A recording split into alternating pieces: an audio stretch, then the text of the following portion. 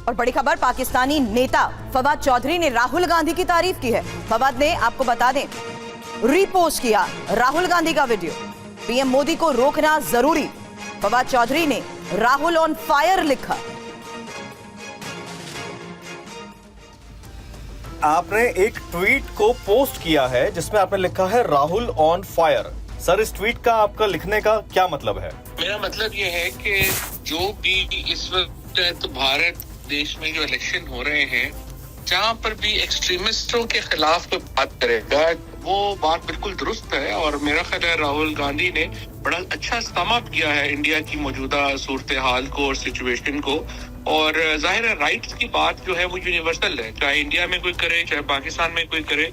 Rights के लिए इस तरह के ऊपर जो बात खड़ी होना है, जो बात जिस तरह अमीर और गरीब के फर्क को, और जिस तरह से उन्होंने राहुल ने ये बताया कि किस तरह से इंडिया की जो प्रेजेंट डिस्पोजिशन है उसमें से गरीब आदमी निकल ही गया है और सिर्फ एक कॉर्पोरेट अमीर अरबपति जो है वो एक वाता को बेच रहे हैं, वहाँ पे एक्सट्रीमिज्म को बेच रहे हैं। क्या आप राहुल गांधी को प्रमोट कर रहे हैं, ऐसा बोल रहे हैं आप? मैं तो देखिए कि मैं तो हर एक को प्रमोट करूंगा जो सही बात करेगा, चाहे वो राहुल गांधी वो बात करे, इससे पहले जो दूसरे लोग बात करते रहे हैं उनको भी प्रमोट जो है वो करेंगे। हिंदुस्तान के अंदर बहुत सहाफी हैं जो बहुत अच्छी बात करते हैं और उनको मैं प्रमोट करता हूँ।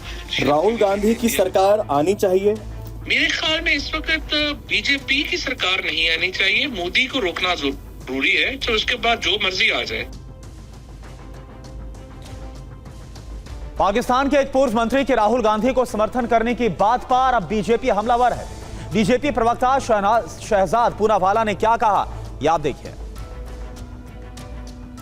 क्या पाकिस्तान का हाथ कांग्रेस के साथ और कांग्रेस की बात पाकिस्तान के साथ? अब पाकिस्तान भी कांग्रेस को प्रमोट कर रहा है, पाकिस्तान के नेता कांग्रेस को प्रमोट कर रहे हैं। हो सकता है इसलिए क्योंकि 26/11 के बाद पाकिस्तान को मोस्ट फेवर्ड नेशन स्टेटस दिया गया था, उन पर सर्जिकल स्ट्राइक नहीं किया गया जैसे उरी के बाद किया गया, बालाकोट नहीं किया गया पुलवामा के बाद, जब ऐसे हमले कांग्रेस के ज़माने में होते थे। आज बालाकोट किया गया तो उस पर सबूत मांगे गए कांग्रेस के द्वारा, जो पाकिस्तान भी मांग रहा था। सवाल ये पैदा होता है कि मुस्लिम लीग का मैनिफेस्टो तो हमने देख लिया, कांग्रेस पार्टी ने निकाला, शरिया की बात भी कर ली, वोट जिहाद भी कह दिया। अब मुस्लिम लीग ही बनती जा रही है क्या कांग्रेस पार्टी? वही मुस्लिम लीग जिसने पाकिस्तान को एक प्रकार से जन्म दिया। तो मुस्लिम लीग मैनिफेस्टो से लेकर अब कांग्रेस पार्टी मुस्लिम लीग बन रही है और पाकिस्तान के नेता, पाकिस्तान के लीडर स्वागत कर रहे हैं, प्रमोट कर रहे हैं राहुल गांधी को। प्रधानमंत्री मोदी ने आतंकवाद के बहाने कांग्रेस पर प्रहार किया।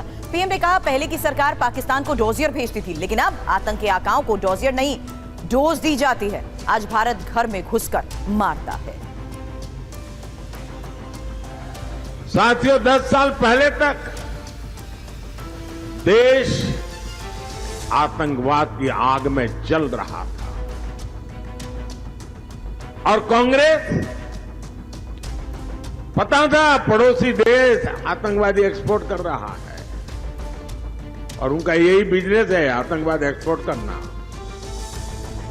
और जब आतंकवादी आते थे, बहुत बड़ी घटना करते थे, मुंबई में 26/11 कर दिया, हिंदुस्तान के अलग अलग कोने में बम धमाके होते रहते थे, लोग मर रहे थे। कश्मीर में आए दिन हमारे वीर जवान शहीद होते रहते थे और उस समय की कमजोर सरकार क्या करती थी? डोजियर भेजती थी, जानकारियां, उनकी फोटो, ये सब भेजते थे। ये आपके यहां से आए थे, उन्होंने किया। और कांग्रेस पाकिस्तान से कहती थी कि बताओ भाई साहब, हम पर बम क्यों फोड़ते हो? वो भी एक जमाना था, डोजियर भेजते थे।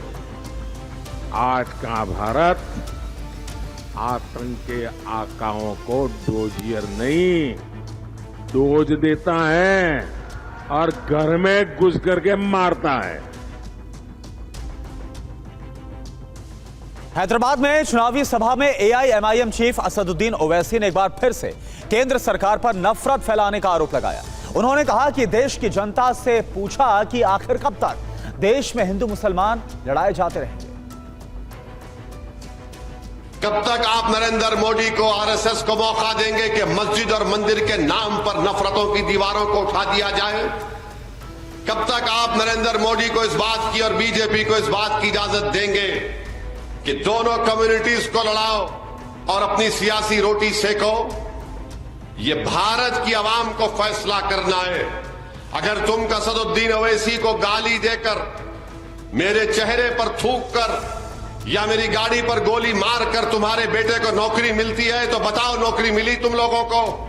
तुमको बैंक से लोन मिला? नहीं मिला। ये सिर्फ भारत के नौजवानों को एक मकसद दे दिए कि नफरत पैदा करो, नफरत पैदा करो। मेरे भाई, मोदी बोलते इस मुल्क में वोट बैंक है। इस मुल्क में कभी मुस्लिम वोट बैंक नहीं था, ना कभी रहेगा।